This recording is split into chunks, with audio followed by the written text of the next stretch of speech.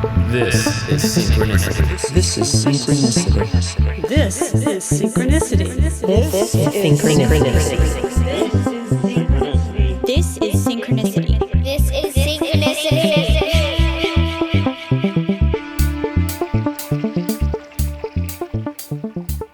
Welcome to episode 24 of Synchronicity. My guest today is Paul Jarvis. Paul, don't worry, I'm getting to Paul. Paul is awesome. This episode is called Paul Jarvis is Awesome, so don't worry, gonna get to Paul. I wanted to go over the business. And what I mean by business is I want to say congratulations to Annie, who won last week's Synchronicity book giveaway, which was a copy of Man and His Symbols by Carl Jung and Company. This week, we're doing another book giveaway. I'm going to get through these quick now, right? I know you guys don't really want to hear me ramble on about the book giveaways. However, in this episode, Paul brings up a book by Oliver Burkeman called The Antidote, Happiness for People Who Can't Stand Positive Thinking.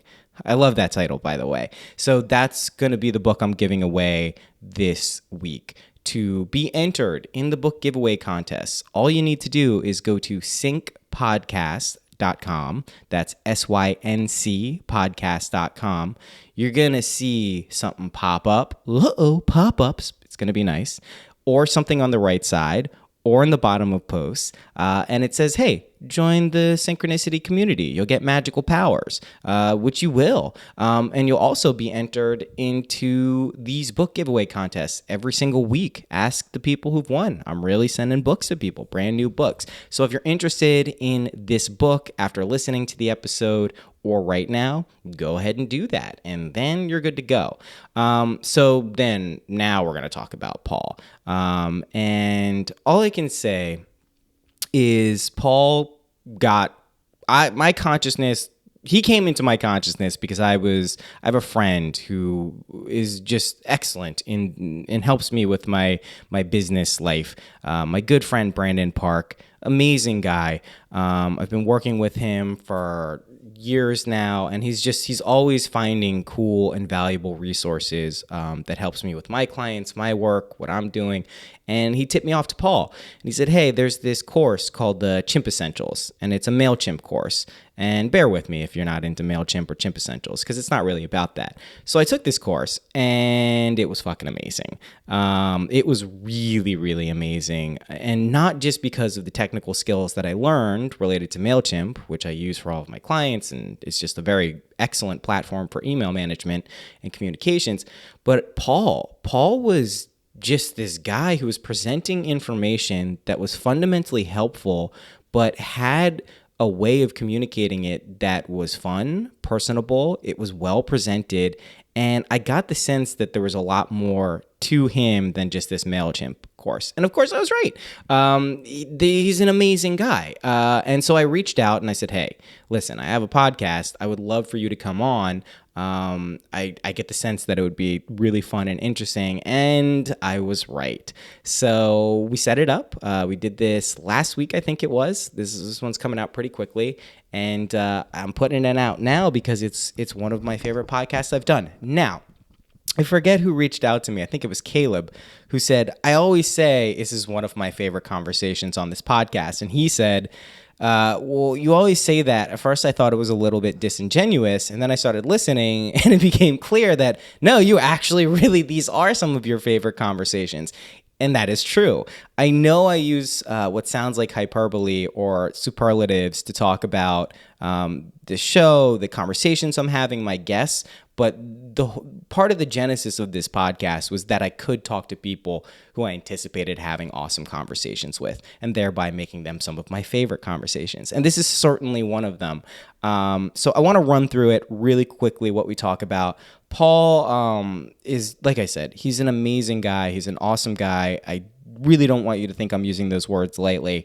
So here's some stuff we talk about in this episode. See if any of this stuff piques your interest. We talk about being honest and authentic, and how extending those qualities and using intention really are the foundation for Paul and my work-life philosophy, right? I think if you're being authentic and you're being honest, most of the other stuff will work out the way it's supposed to. And especially if you're doing things with conscious intention, that's pretty important.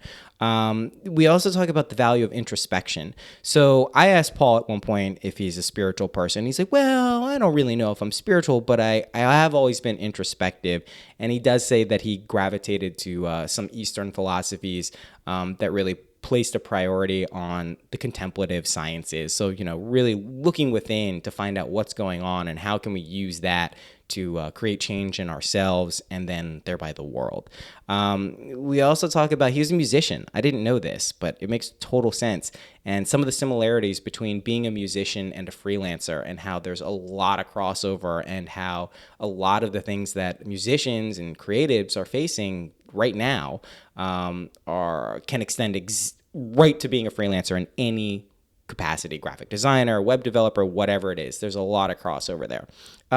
He said something really amazing, which I love too. He says, when you do business right, it's service. And sometimes in exchange for that service, you get money. But it's service. And I love that. Like, work doesn't have to be this thing where you go and do this thing you hate and then you get money for it, and that's what it is. Like, that I know is a lot of people's working experiences, and this is going to go right into the next thing we talk about, which is there's this mindset from a lot of people, and you'll hear this from a lot of business coaches and people on the internet, which, always listen to people on the internet you don't know. Always the way to go about things.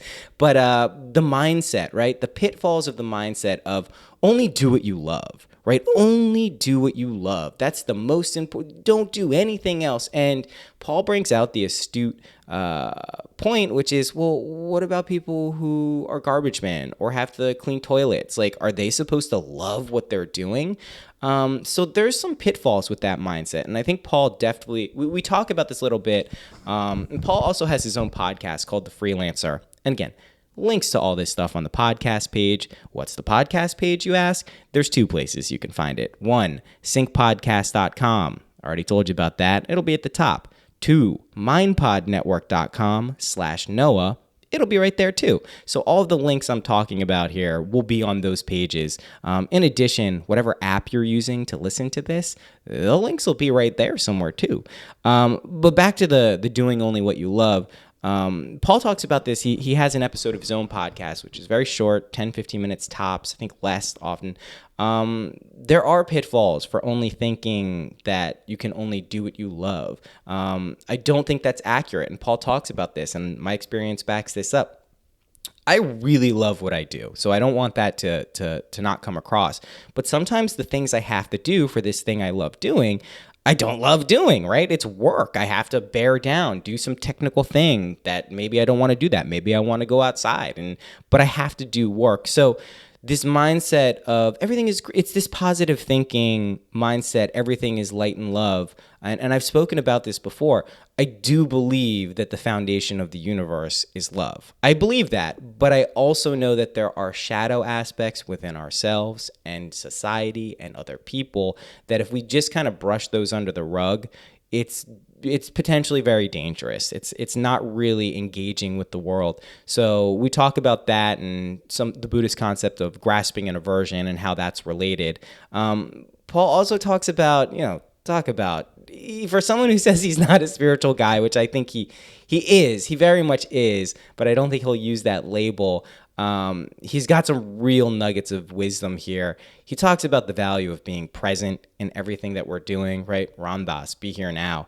Being present is just the gateway to creating and being really an awesome person and having value, both business-wise and just in life. So I thought that was amazing too.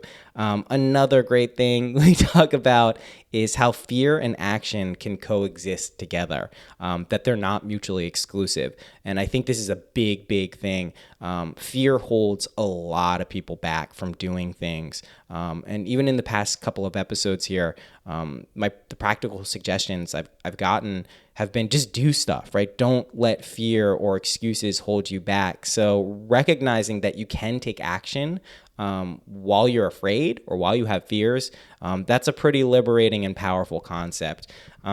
We also talk about creating space in your life, in your business, and mental space we're talking about. Maybe physical space too, but mental space, and how the rewards and benefits from that can be tremendous. Not feeling like you're constantly being pushed up against something. This is something I'm actually developing for my business. I'm shifting some of my consulting responsibilities into creating what I'm calling interorganizational harmony and spaciousness, really trying to get across the concept of taking a step back, trying to figure out what systems and mindsets create more internal space, which thereby actually creates new systems and ways of thinking that are far more productive and less stressful. And yes, that's possible, believe it or not. Okay, a couple other things we talk about.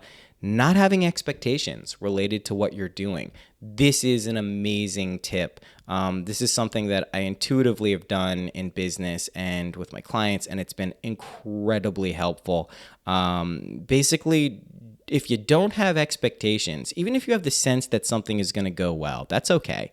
But when you don't have expectations, whatever happens, you're very happy with. If you have, let's say you're launching something or you're starting a new email list and your goal is to get 5,000 emails in the first 2 days, and you don't get 5,000 emails, you get 100 emails or 200 emails, 200 subscribers, you're going to be disappointed. But if you say, I don't know what's going to happen, I'm not really sure, and then you get 100, 200 subscribers or people interested in what you're doing, that's pretty fucking awesome. So that's important not only for work stuff, but in life too. You'll see that there's this interplay of what is good for business is good for life, because fundamentally, is there a difference? We're still living, we're still doing this stuff. So I don't think there's really that big of a difference. And that goes hand in hand with having clear intentions and really being internally aligned with what it is you're doing. And that, I think, is actually not that hard to do. Just examine and figure out why you're doing things, and you have clear intentions. Okay. And we also talk about veganism. Paul's a vegan. I've spoken about my own veganism in the past, where I was a vegan for 2.5 years. I still eat vegan often, but not exclusively. And Paul has a very refreshing and honest and clear way of communicating why he's vegan. So yeah, there's other stuff we talk about. Obviously, it's an hour-long podcast. There's stuff in there that I didn't cover here, but I wanted to give you a little overview of what's going on. I also, again, I just wanted to communicate that Paul is one of the most honest, transparent, clear, and just nice, cool people I've had the pleasure of speaking with. Again, I really mean this. It was one of my favorite conversations. I think he's an amazing guy. I'm so excited to see what he continues to do online and what he's doing for other people. And, I just think he's a great guy. So I hope that comes across in this episode and you guys like Paul as much as I do. Is there anything else I need to talk about here? Paul's on Twitter. The link will be there. He has a website, pjrvs.com. He's got his own podcast. I mentioned that, The Freelancer. Just check out his stuff. I highly recommend it, especially if you're a creative professional, especially if you're doing stuff online. There's stuff there that's going to help you. It's helped me just in the 3 weeks that I got tuned into what he's putting out there.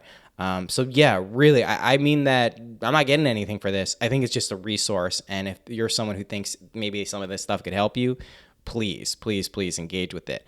All right. Let's see. Anything else? Be sure to subscribe to this podcast if you haven't already. Rate and review on iTunes and Stitcher and wherever else fine podcasts live, on wherever you're listening to podcasts from.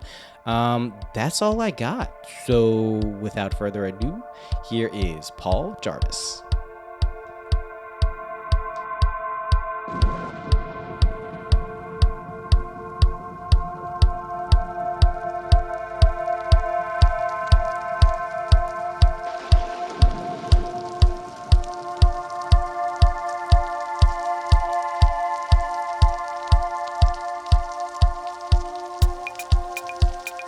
Hello. Hey, Paul. How you doing? Good. Let me turn on video as well, so it's not awkward. Yeah, I know. I always don't know how to approach that when people don't have video on. I'm like, I don't want to be the guy whose face you're seeing the whole time if I'm like doing, you know what I mean? I totally get it. How you doing? Good. How about you, man? I'm good, man. Nice to meet you like this. Yeah, you as well. Yeah. And thank you, of course, for coming on. This is a real treat for me. Nice. We have the same headphones. How amazing are these headphones, right? I know. I've had these for like 20 years. They're like my favorite headphones. They're incredible. Podcast note, the headphones Paul and I are talking about are the Sony MDR Z7s. Back to the show. Not this pair specifically. This is my second pair. Yeah. But I also have the velour lining, because the lining that they come with disintegrates. Oh, I think because my skin is full of acid, or so, I don't know. Like it just melts the headphone stuff. But these velour ones are like pillows on my ears. They're really nice. I had a pair of Allen and Heath DJ headphones, which I love them. I'm a huge electronic music fan, and they always like made it sound really, really, really good. Yeah. But then I put these on, and I've just been going around and listening to all different types of music, and I'm like, oh my god, it's just so much. I'm a producer too, so like they're so accurate. They're so amazingly awesome, and it's just been like a game changer. That's awesome, man. Cool. Nice. Synchronicity. Nice. Yeah. So let's just jump right in, right? Sounds good. Do you want me to record on my end, or are you good? It's up to you. I do Skype recorder. I was funneling in through a DAW for a while, splitting the track. So if you want to record and then send it to me, I'll just. That's totally cool. Not a bad idea to just grab my local audio. All right, there we go. Awesome, and I'm so glad you have a mic too. That's awesome. I work in with a lot of spiritual clients, and they are not the most technically savvy at times, as I'm sure you can imagine. So I do get a fair number of ones I have to clean up and like do some real audio engineering on. So I'm very happy. I'm a podcaster, so yeah, man. And I come from a music and audio background. Oh, so. cool. Really? Yeah. How so? Yeah. Tell me. I was in a band for a very long time, touring and studio work. Yeah. What kind of music? All over the place. Some like hard rock metal, some acoustic, folky rock stuff. Yeah. Cool, man. Is guitar? Yeah. Cool. I'm the lead guitar player with Aloof. I'm gonna check it out. I didn't know. That's awesome, man. I went to a music school. I graduated from Berkeley College of Music in the States. Nice. My wife went to school for audio engineering and music business stuff too. So that's pretty cool. Awesome, man. That's really cool. Well, there's a lot of synchronicities here, which is obviously the name of the podcast. I want to actually start with one that I was just listening, and I was listening to your weekly short podcast, The Freelancer. And I saw you just posted it on Twitter too, where we were just talking, that is, there's a war going on for your mind. And you use this parable of the two wolves, which is actually, I had Eric Zimmer from a podcast called The One You Feed, where he actually starts every podcast with that parable, which I think is brilliant, by the way. It's hearing people's different takes on it is amazing. Yeah. And I love it. But I was listening to your little short thing on it, and amazing, by the way. Thank you. So I wanted to start there. You mentioned a few different things in there, moving past doubt, gamut of emotions.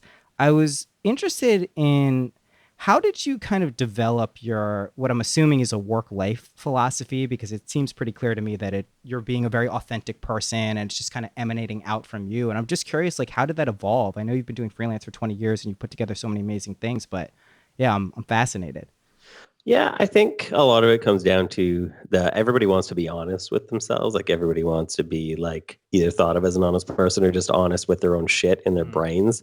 But I think it's not as easy as that. It would be nice if it was just like, I want to be honest. So I'm therefore honesty. But I think honesty requires, especially like self-honesty, I think that requires like introspection and thinking about things and why things matter or don't matter or are important or not important. And I think a lot of it is just like, I'm such an overthinker that and really neurotic about it. So I think a lot of my life stuff just comes from the fact that I spend way too much time thinking about all of those things, and then writing about me thinking about all of those things, and then recording a podcast about me writing about thinking about all of those things. So my life is kind of structured around that. That makes a lot of sense. But also, like, it's pretty clear. Like, I just to be clear how I got tuned into you and what you're doing. I had a friend who did a lot of business development last year. And he said, listen, I'm using MailChimp for everything, right? I have all of my clients, all my really using it. And I watched your I took your Chimp Essentials course, and it's amazing.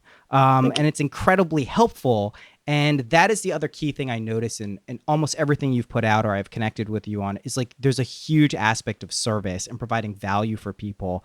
And that seems to be a key element of what you're doing. I think I think business done right is service, is servitude. And I mean, commerce is definitely involved. And like, I love money. I have no problem with money, but I think money is the result of that service.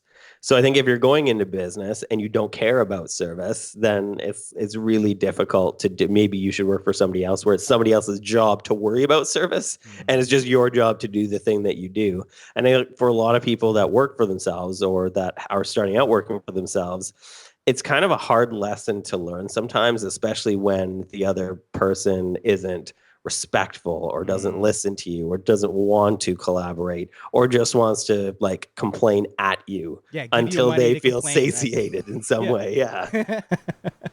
No, I mean, that makes a ton of sense. I've been doing this now for myself for about 5 to 7 years. Like I said, I went to a music school. Your options are somewhat limited with a music degree, no matter what it is. Like there's a few places you can move to get gigging work or some studio stuff, but really like it is. And I've been I actually this is another cool thing we could talk about. To me, the music industry of what you were saying, you've been a part of is been so obviously it's changed, right? Obviously like digital, obviously now streaming services. But to me, what became very clear is the successful new breed of musicians would also need to have some element of creative professional built in because that's what it requires now. So I'd love, what are your thoughts on that? Yeah, and it was interesting that a lot of what I learned about business and about like being a freelance web designer 100% applied to being like a touring musician with we weren't signed to anybody. We actually turned down some record deals because if you know how to read a contract, a record deal is not a good idea. Exactly. So we did it all ourselves, right? And it's the same skills. It's like, okay, well, how do you find the right audience, the right niche for the music that you do? How do you find the right people in the right cities? And so like the band was myself and my wife at the time, the one that we toured the most with.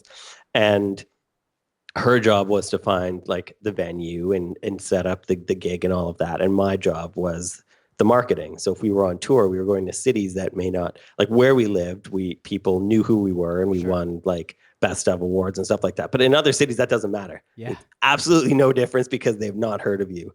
So it was like, my job was to figure out, okay, like where are people already tuning in for music like ours? That if they heard us, they would be fans. Like they're fans of us, they just don't know that they're fans of us yet. And the same thing applies to the internet. It's like you have to find your people that would be a fan of what you do. They just don't know who you are yet. Yes. And as soon as they're introduced to you, then they're like, this person. It's like I get emails from my mailing list all the time. They're like, I didn't know who you were, but I love your work now. And it's like, there you go. It's done. It's fascinating to me to hear you say that because when I first started, I started building websites for people and then moving into more digital strategy and like systems. And that's what I would always say. I said, like, people already love you. They just don't know who you are. Exactly. And I think that's amazing to hear. I mean, that was my experience with you too. Like I think there are people out there who have an ability to discern very quickly, like who a person is, especially if they're being authentic, which I know is kind of like a buzzword at this point, even though it shouldn't be. But I think that was immediately something I keyed into. I wanted to talk about something else too. And I admittedly, and you tweeted about this, I did do research because I do some of these where I do no research and those flow well. I tend to like to do those in person, but for the Skype ones, I like to do a little bit of research. But you had another really interesting mini podcast thing. I guess they're not mini podcasts for you. They're just the lengths of it. But compared to mine, they're mini. You spoke about the potential pitfalls of only doing what you love. And I want to relate this kind of something, because this podcast is semi-spiritual, semi just stuff I'm interested in. You know, what you said, and I'll allow you to explain it too, but it made sense to me because, like, in the spiritual sector, in the world, in the new age world, there's this huge positive thinking meme. I mean, anyone who's been on the web, on Facebook, anywhere, they see it, Instagram, not be positive, everything's going to work out, everything's going to be great. And to me, that totally undercuts a hugely important thing, which is, you know, realizing we all have shadow elements of ourselves. We all have shit that we have to deal with. It's not always hunky dory all the time. And I thought what you were talking about specifically related to work, like there's garbage men, there's people who have to clean up shit. Like they might not love that as much as you love doing whatever it is you're doing. I thought that was a nice kind of interplay there from what I've seen. So could you talk a little bit about that? Yeah, and I think a lot of it comes down to the fact that we are in such a good, like, in the Western world, for the majority of people, we are in such a good place that we even worry about this stuff. Like, I want to do what I love. It's like there are so many people in the world that just doing something that gives them money for food and water. It's like we're in such an awesome place with our collective lives in our society that this is shit that we actually worry about. Right. Like, am I doing something that is like fulfilling to me existentially? And it's like, it's easy, like when you think about like that, it's a bit ridiculous, but like I still worry about that myself, and so many other people do.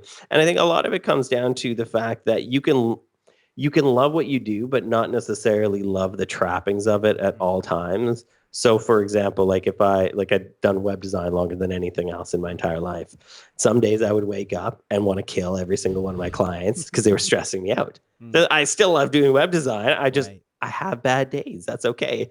Sometimes, like, I don't know. The whole PMA thing it just seems like they're going to erupt in like a fury in line at a bank or something. Right. As someone who has erupted in a fury at a bank, I can tell that is a logical conclusion if you're just bottling everything up. I mean, it's just not a realistic way of engaging with the world either. And I get the allure of it. And this is something else you speak about. It's easier to just pretend like that's what's going on. Like you don't have to actually engage. I mean, this is the Buddhist concept. They're each equally as dangerous, right? Grasping and aversion. And if you're doing you don't want to swing on the pendulum all the way. Exactly. You want to stay medium. So yeah, are you a spiritual person? I know that's a vague word, but no. Do you have a meditation? Do you do anything like that? A little bit. Like, right now, I'm holding a rosary made out of actual roses. Like that's awesome. Yeah, that's actually where the word rosary comes from. Huh. It's somebody before Christians. I think it was in India. Yeah. You boil roses in water until it makes this black tar. You roll them up into little beads. Wow. And then I think Christians saw that and were like, that's really cool. What should we call it? It's made of roses. I don't know. Maybe a rosary. But yeah, so like I say no, but like I do. I guess for me, it's like, I guess what some people would call spirituality, I just call introspection. Okay, fair enough. I think about things. I try to be intentional with what I do. I try to have like morals and values and that sort of thing. And I try to put like good energy into the world and not be negative all the time and not be positive all the time either. Right. But like, I don't, in my brain, because I'm more of like, I guess, a science and math kind of guy. Like, I don't really think of that as spirituality. And like, I don't necessarily relate to any one group of people. Yeah, like I'm so anti-authority. It's not like the best thing to be perfectly honest, that like I can't get behind groups of people doing things. It doesn't matter if it's related, it doesn't matter if it's anything. I just can't get behind groups of people doing things. I totally get that. I really, really get that. That's interesting. I mean, for me, I think I am very much like a skeptic and kind of naturally anti-spiritual stuff in a sense. Like I have gravitated towards it in my life. Obviously, I've had direct experiences that kind of just like beat me over the head. It's like, hey, dummy, like this is something that's going on. So I can't be like, well, I don't know about that. Like at a certain point, it just becomes overwhelming. Like have you always been like this? Like, I mean, because there's what you call introspection, what I'm calling spirituality, which is a vague nebulous term, which maybe we're talking about the exact same thing. Exactly. Did you have to cultivate it or was it always there? Like how did that come about? No, I think it's definitely cultivated. Like growing up, I grew up Roman Catholic. Like I Mm. went to school and church and communion and the final confirmation. Like that was part of my life, but that was more, I feel like for me and for a lot of people in the Western world, that's more of a social thing. Mm. I'm not trying to downplay it. It's No, just for sure. that to me seems like this is what you do as a society. Like you do these things and you don't really think about it, and you may take the teachings and apply it to your life, but it's not like your life doesn't revolve around it necessarily, or not for the majority of people that just go to church on Sunday or just go to church on like Easter and Christmas and that sort of thing, like Yeah. the pop-ins. Yeah. But yeah, so like I grew up with that, but it was never, I don't know. It was never something. It was just something that we did because that's what Mhm. we did, because that's what my parents did, and that's, well, my dad didn't because he's British, so didn't he never really cared about that. Too cool for school, the Brits. Yeah. I mean, that makes sense to me because that was my relationship pretty much with Judaism. I grew up Jewish and we Yeah. would go to temple, and I got confirmed at a bar mitzvah, and I got some of kind of maybe the deeper esoteric stuff on some level, but on another level, I was a kid and like that Mhm. shit just was not interesting to me too. Now looking back, there's some really like, there's some stuff in Jewish mysticism that's fascinating to me. But I get that. So you developed it, I guess, what, outside of that actively, or was it based on experience? I mean, obviously experiential stuff, but how? Yeah, and I think it's just something that's kind of evolved as like a personal thing for me, and that's it just kind of like where my mind wanders, and like I do things like meditation and yoga and that sort of thing, but Mm, then I also don't really, I guess I lean a bit more Eastern than Western, just in sure. the way that they come to conclusions about things and the way that they Contemplative, question things. sure. Yes, and that to me kind of makes sense, but I also like I wouldn't consider myself like a Buddhist or something like that. Right. It's just that's kind of the way that they think is similar to the way that my mind just comes to similar conclusions. So it's just something that I've not really thought about, or I've not really been intentional about. Like, okay, I need to find like my spirituality, or I need to find like Mm. what I'm about in terms of that. It's just something that's kind of, I guess, developed as like overthinking neuroses, like everything else in my life, pretty much. I get that too. I definitely can relate to that. Do you believe in reincarnation? I You don't. can not know too. That's Yeah, also I don't know. I don't think I do. mm, And I guess it's probably the most honest answer is that. But then I wouldn't be like really surprised, I mm, guess, mm, if something was like, yeah, well, guess what, Paul? It exists. It's like I try to keep an open mind, but I yeah, also I guess, and that's the other thing with religion. I'm okay with not knowing the answer to thing. Like I'm okay. Like what happens when this like sack of meat that I am sure. stops existing? I don't know what happens. I'm 100% okay with not knowing. I'll figure it out when that happens. If nothing happens, then I'm not going to be the wiser. If something else happens, then I hope it's good. See, that's so Buddhist of you. It's something in Buddhism called don't know mind or beginner's mind, right? Not Yeah, yeah. presuming, not I mean, it's funny. The reason I ask these questions too is, and I don't want to, apply something to it that isn't there, but just from your regular communications, the emails that you send out for your Sunday dispatch, the podcast stuff you put out, even in something as technical as the MailChimp course, there's clearly elements of what a lot of these Eastern and even, the Western stuff at their core, I think. There's a level of compassion. There's a level of generosity. There's a level of just, wisdom, obviously, with these things. And that's why I ask the questions, because it's there. Maybe you're a science guy. No, I don't really know. But it shines through in a way, which to me is, whatever people label that as. I couldn't care if you said, no, I don't believe in reincarnation. That's stupid. Anyone who believes in that is dumb. Oh, yeah. I'd be like, oh, maybe I disagree. But it's the quality of the person and what they're bringing with their consciousness that I think ultimately matters. And I see Yeah. that. Yeah. Cool. And a lot of that comes down to like purpose. Like I'm not going to make something for no reason. I want to make something for a reason, even if it's like a technical like MailChimp course. That the reason I'm making it is because I really want, it bothers me when people do things that they shouldn't, or do things that aren't going to help them with MailChimp. So like Right. I need people to be better at MailChimp. And yeah, I make money from doing that for some people who buy the course.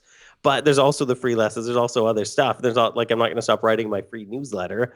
And it's like I just want people to be better because I know they can Up. It froze. be. It froze. I know I can be better. Yeah, you froze as well.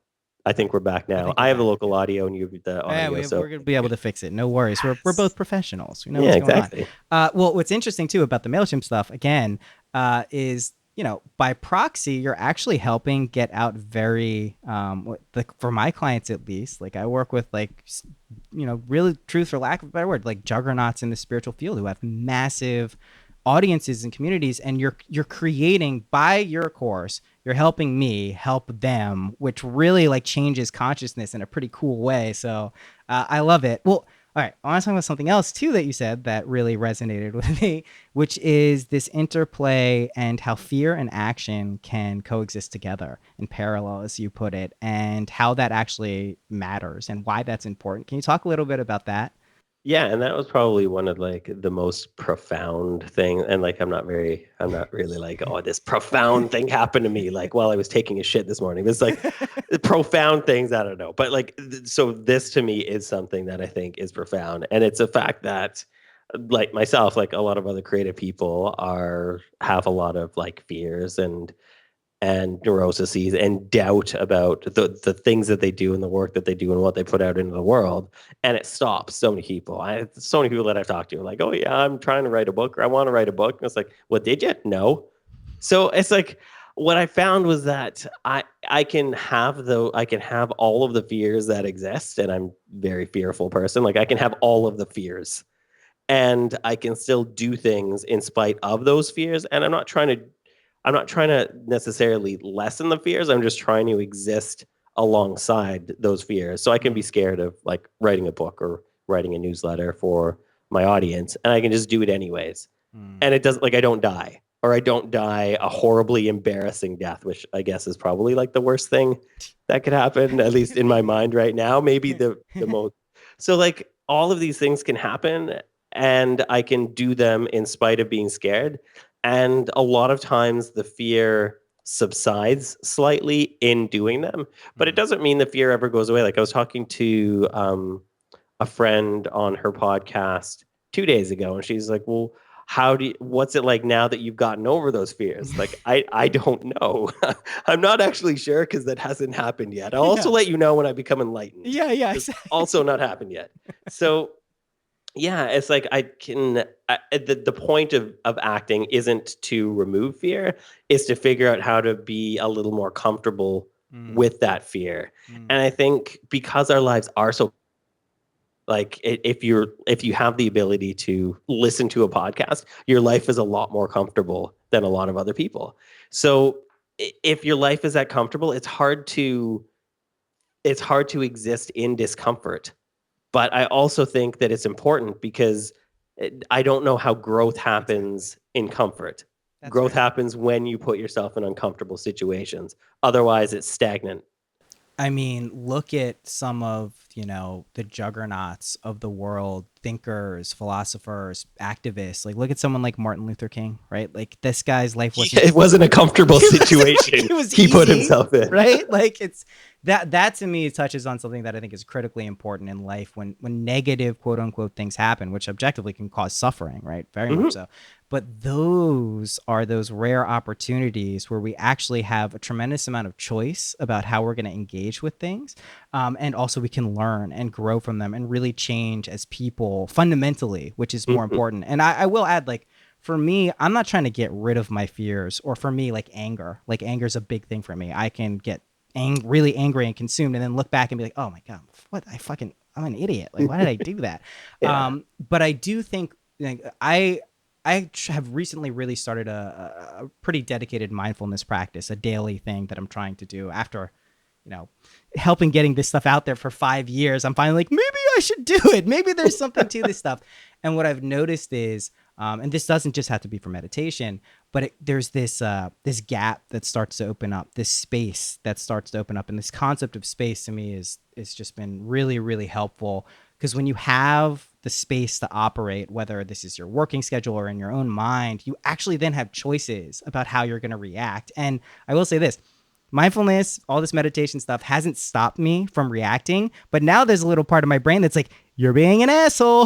This is not what you're supposed to be doing. And I imagine as time goes on, based on people I've seen who've had these practices and engaged with this stuff, it actually does start to like reduce some of these negative qualities, and that maybe we're just coexisting in a better way fundamentally. But I think there's been a diminishment. Like, I bring this up because there was a point in my life where, you know, it seems like a distant memory, but I wasn't as content or happy as I was now. And it was a definitely qualitative difference in the thoughts that were running through my head. So can you talk a little bit about, because you mentioned this too, you were talking about being content and how you do that, and it's related to expectations, which I thought was awesome too. Yeah, and that was, you have done your research, and now I'm trying to remember the things I said and if they still Yeah, I'm hold gonna call you true. on them. Yeah. But I think actually going back slightly, I think Yeah. what you said about space is so key, because I think that is really hard to operate in life, or especially in creativity, if we don't give ourselves the space needed to create.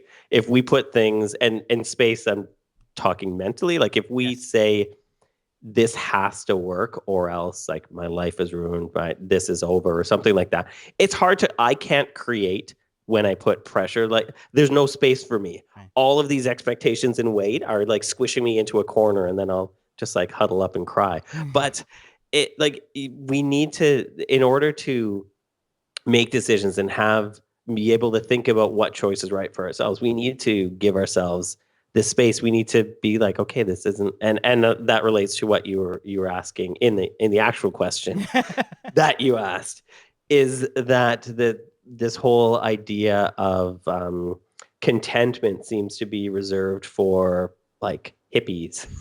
Like, if you're gonna sit on the beach with your poncho and guitar, then yeah, you're gonna be content. But I have a life to live, Yeah, you got and shit to do. Yeah. yeah, things have to be happening. And a lot of times people are telling like, well, it like not having goals and being content with that is something that's very, it's hard for some people to mentally comprehend. But a lot of it has to do with presence and space, because I can't, if I start to think into the future, like if I'm making, like if I'm say writing a book or making a course, I can't do that if I'm thinking about how well that thing is going to do, because now I'm thinking about how well that thing is going to do, and I'm not making that thing.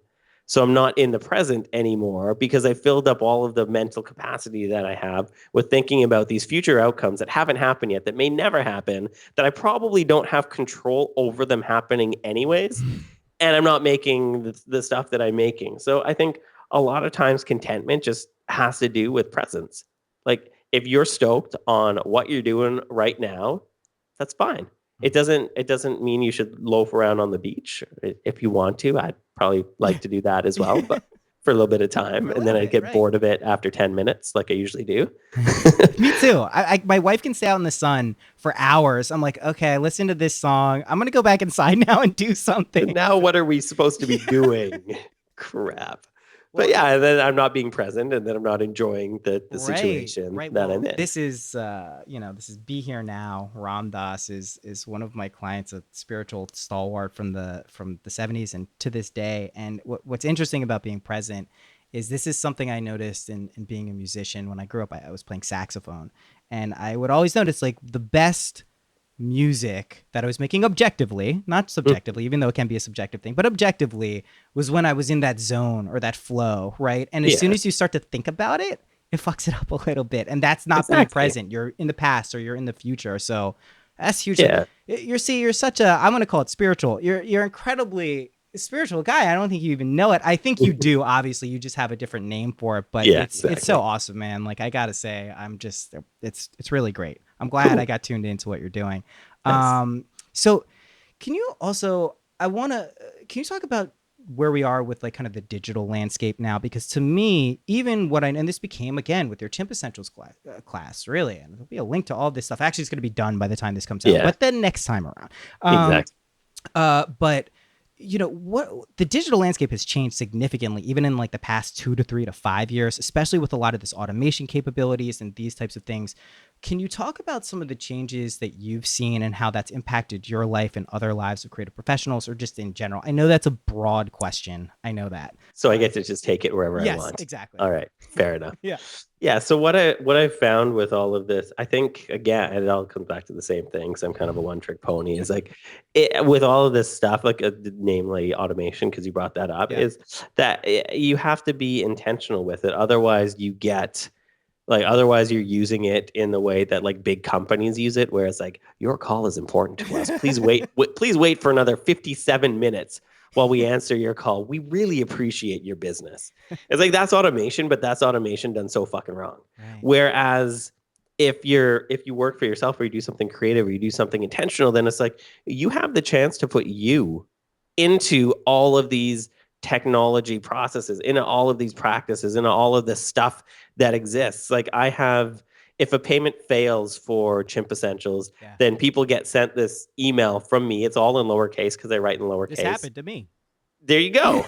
So it's automated, but it's still written in my voice, in my language, with my tone. When you sign up for my newsletter, you get an email about how I went and got like your name tattooed on my arm, and it's like it's just silly. But like that's an example of an automation sequence. So I try to put, because my business is me. Like really, I'm not selling any products. I'm just selling myself over and over and over again, which is kind of fun and kind of scary and kind of weird. But so I realized that people don't want to buy generic X, like business book X or mailing list course X. They want to buy, like the topic is a little important, but far outweighed is what you bring to it, your subjective lens, your take, your point of view on that thing. So I find that it's scarier, but ultimately better to be myself and to have my own point of view with everything. Like there's probably 8 monkey jokes on the sales page for my MailChimp course because it's a course that has monkeys in it. Yeah. It's ridiculous, but I would rather do that because I find that draws in the people that I want to interact and engage with anyways. And it pushes the people who are like, this course isn't real. He made a monkey joke. It's like, I don't want those people giving me their money. Like, I don't want that person's money. So same with my mailing list. It's like, if you don't get my weird, silly sense of humor about like getting your name tattooed, then you're not going to like anything I have to say anyways. So click the big unsubscribe link right away and save us both some time and some energy. Well, so it's just about me and putting myself into all of the things that I do, and then hoping that the right people like it and the other people are just like, all right, see ya. yeah, man. I mean, first off, I'm totally bummed that you actually didn't get your my name tattooed on you. That's There's no room. this is yeah, clearly. We'll talk about that too. I want to talk about your tattoos too. But what you emphasize, and this was always my main point when I decided I wanted to do any type of web consulting or anything on the web, is making, to me, there's not, I know it's different, but there's not a tremendous amount of difference between the internet and our online lives and our offline stuff. It's still being human. It's still engaging with people. And maybe we have some extra cool tools that we don't have in real life. So if someone says something and I'm not there, I can't respond to them, but automation we can. But it's still the same thing, which always baffles me. Like I look at these big companies, you know, who are paying probably God knows how much money to their marketing teams and PR teams. And it's like, hey, if you guys just actually tried to understand who your audience is and engage with them in a real way, they know that. And that will, even if it's less people overall, they're going to care so much more that it won't matter. So I love that you bring that. And I think that's what look at how many people they need to reach to get just a few customers. Like they need to spend money on like Super Bowl ads to get in front of 25 billion. I don't even know. It blows my mind. And then a couple of those people. Whereas if I write something that is so me and is so just for my audience, then that could convert at such a higher rate, because it's like, this is just who I am. If you're down with that, that's awesome. And you're a rat person or whatever my people call themselves. But like, if not, cool. That's awesome too. But like, I don't need to reach as many people because it's just not this like, I don't know. It's not a numbers game. It's not a numbers game either. Numbers are a vanity metric anyways. I mean, I wrote a blog post a very long time ago, and I think at the time, literally no one read it. And then I finally realized how to get some people to read it who liked it. And it was called The Numbers Game. And it was like, why followers and likes tell you nothing. Because anyone who has Google Analytics or any real analytic tool that actually shows you what people are doing, shows the real value. So if you put up your Facebook post, how much referral traffic did that get? What did those people do when they got there? And to me, but I mean, knowing that, I I've spoken to people who are just potential clients who are fixated on a number as a real measure of value, which to me, it just always misses the mark. It's astounding to how that happens. Yeah, I'd rather grow trust than audience numbers, or engagement than audience. Like audience numbers, it doesn't matter. If you have 100,000 people on your list and only 1% opens it, Right. I'd rather have a list of 10,000 that half the people or more open it. Like it's just such a weird. It's vanity metrics. It is. It's a vanity metric too. I mean, it can be a nice little ego boost too, and I get that, and I get it, but I also realize that like the intent behind this, what you keep talking about, is the most important thing, and I think that's the most important thing, not just for this work stuff and email stuff, but for life too. Like when you're doing something, the intent you carry behind it is actually what's going to achieve the results. So, and people can tell your intentions whether you want them to or not. Like everybody has like the best bullshit meter. Not everyone does, man. You know that, right? A You lot. assume Okay. Not a lot of everyone people, does. me and my audience, Right. I 100% like they can see my intentions. So I have no choice at this point but to be as radically honest as humanly possible, Right. because the type of people that I've drawn to the work that I do have the best. So those types of people have the best bullshit meters. Yeah, I guess other people. It's a definitely reflection of don't. you, though, right? See, that's Yeah, a I guess reflection of so. your authenticity and honesty. I mean, I just working in this world where I think a lot of people have noble causes. You know, they're trying to get things that are having value, like things that are supposed to change people's lives for the better in some real way. I've seen even in that domain, like there's still the bullshitters. There's still the people who have the ego completely worked into it. There's the people who don't see that and get taken in. I mean, that exists. To me, rather than focusing on that, I like to do what you do, which is the antidote to that, which is, okay, I'm just not going to be full of shit. You know, Exactly. It's not the hardest thing to do. Yeah, that's your unique value proposition in your industry is to just not be full of bullshit. That's right. That's really what Done. it is. That's it. So that's my fucking business plan. Oh man, I love it. All right, I want to touch on something else. So I was a vegan for 2.5 years, and then I fell off the wagon, so to speak. And I eat vegan often. I don't eschew it completely. I'd love to hear. You're a vegan, yeah? Yes. Yeah. How were you always a vegan? Did you grow up vegan? I'm imagining not. But I accidentally went vegan. really, how? Yeah. Well, so I was vegetarian, Okay. and that's Close, yeah. pretty. Yes, it's close. But then I realized like I hadn't, and at the time, my wife and I were living like we live in the middle of nowhere now. We were living like 2 hours past the middle of nowhere, so like we didn't have access to any of the fancy like vegetarian options or like prepackaged stuff. We just had to make everything from whole ingredients. And then I realized, like, one, okay, I guess I haven't eaten any dairy or eggs for a very long time, and two, that I feel a lot better and I'm not getting sick a lot. And I do, not to get Eastern again, but like elimination diets and Ayurvedic and like mono diets are so helpful, even if you don't approach that from like a spiritual, like if you approach that from a science and medicine and health, if you eliminate everything from your diet but one thing and then slowly reintroduce things, your life is going to change with how your body tells you it's reacting to the food that you're eating. Yeah. Well, like it's mind blowing. Well, that's not even Eastern, man. That's Hippocrates said that. Yeah, the Hippocratic Oath, with which every doctor seems to take and forget who actually said it. Forgets you are what you eat, basically. And exactly. That I know the hippopotamus oath. Yeah, hippopotamus oath. Exactly.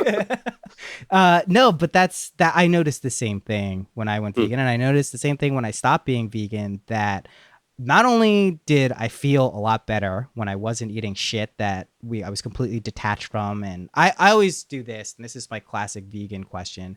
I think if people had to kill the animals they eat and get the dairy and all that stuff, people wouldn't be doing it as much because we're very detached from it. So and I actually don't have a problem with people who are like hunting for sustenance like that.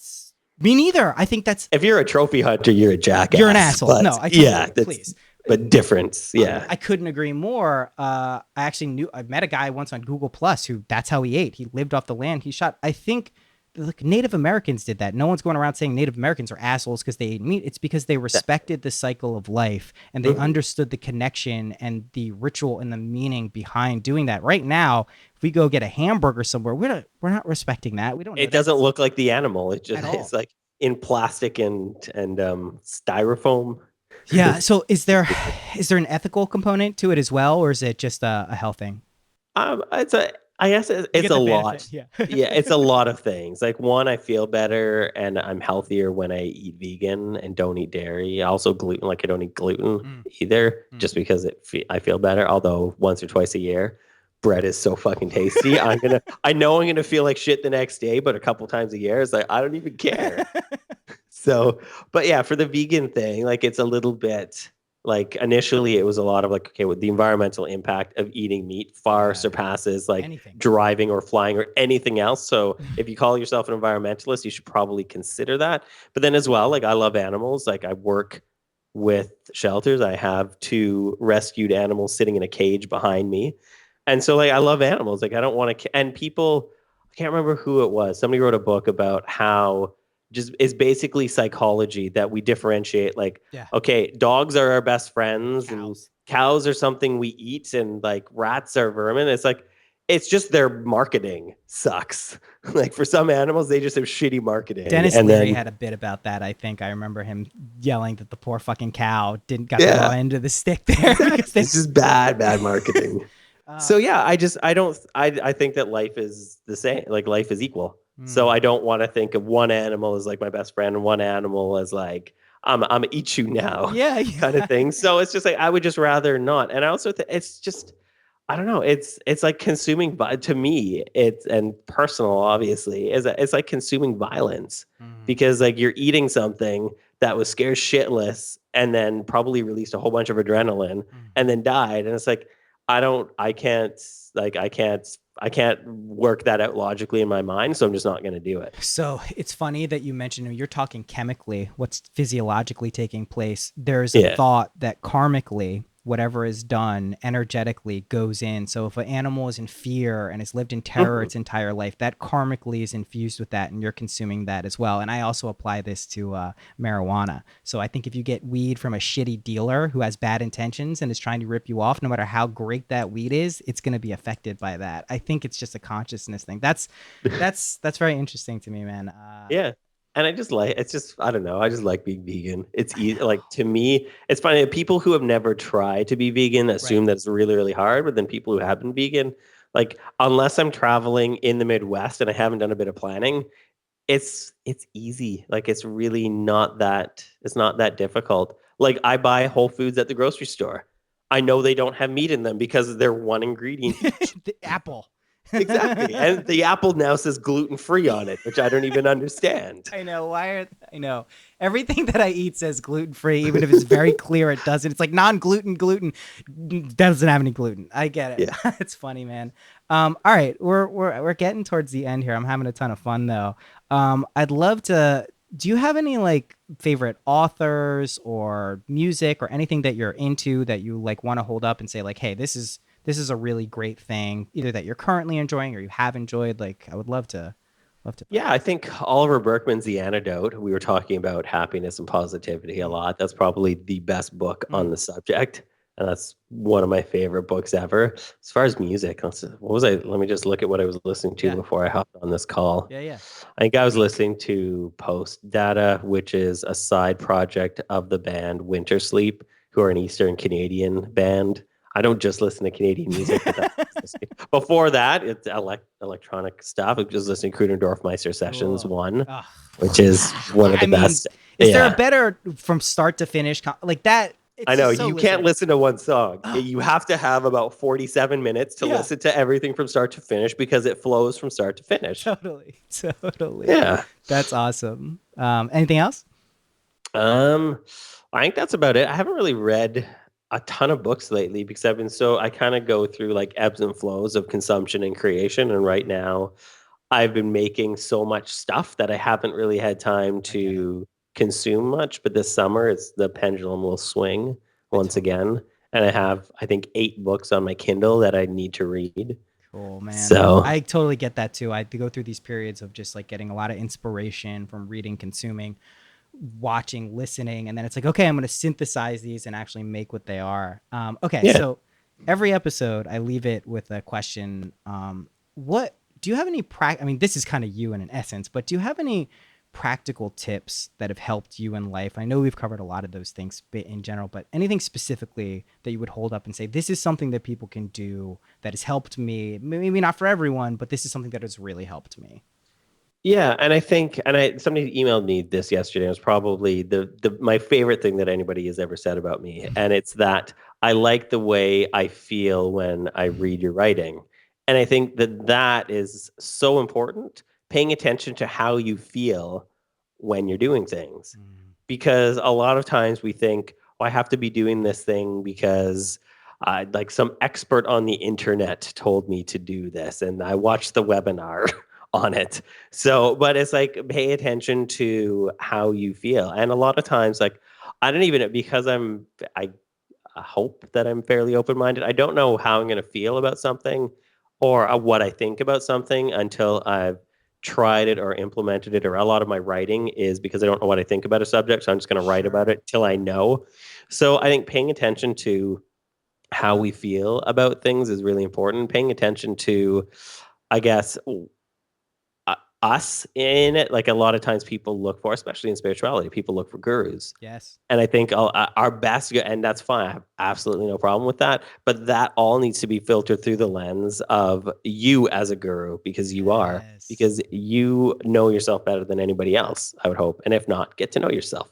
It's a scary and wonderful thing. Amazing. I mean, a spiritual mystic, a huge luminary, Ramana Maharshi, had a concept called God equals guru equals self. Yeah. The same thing. And I think that's Yeah. so, especially for this podcast, I have a guru because it's just, it happened. I looked back over a long period of time. I'm like, clearly, duh. I didn't want one. I thought it was weird. I'm like, who the fuck? But yeah, I conceded. But I think it's very important. That's so important to recognize that it's not external. It's not outside of you. At best, it's a reflection of your true nature. Maybe it's a little dusty and the mirror's not so polished and clean, but that's what it is, man. Listen, this has been so awesome. This has been cool. Great. I'm having, this is wonderful. So thank you again for coming on. I look forward to seeing everything you put out there. And if there's anything I can do to help you in any way, get anything out, please let me know. And I mean that seriously. I'm happy to help. Awesome. So, Well, thank you. Thanks, Paul. Yeah, no problem.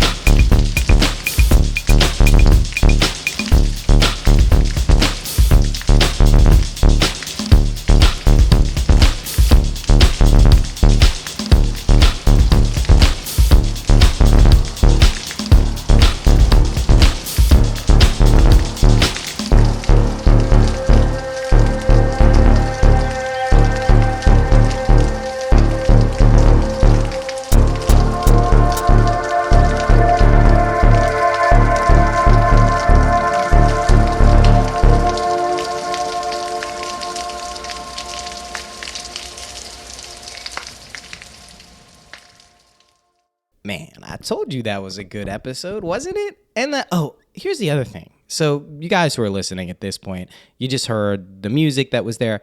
One of my favorite things that has come out of this podcast is all of the music you hear in every episode I make. I've made, or I make, or I work on, and I put it in. And I just do it for myself. It's a nice way to get some unfinished songs out there, some stuff I'm testing out, and I just put it out because it's another creative outlet for me. But the feedback I've been getting from a lot of people has been tremendous and really makes me feel good, and is actually a motivator for me to finish and continue to make music, which I have never stopped, but I've gone through lulls. So yeah, I thank you to everyone who has sent some kind words or encouragement or saying, what's that music? I love it. That makes me feel as good as anything else in life. I really, really, really, really appreciate that. So keep those comments coming. Boost my ego up. Make me feel good. Yeah, so as always, rate and review on whatever podcast channel, place you want to do that from, iTunes, Stitcher, wherever. Those also mean a lot to me. Again, if you want this week's book giveaway, if you want to be entered in that, Oliver Burkeman's The Antidote, Happiness for People Who Can't Stand Positive Thinking. God, I love that title. If you want to be entered in those contests, you go to syncpodcast.com. That's SYNC podcast.com. Join the Synchronicity community. Boom, you're on it. Many happy people have received their books, and that's all you got to do. So, alrighty. I'll see you next week.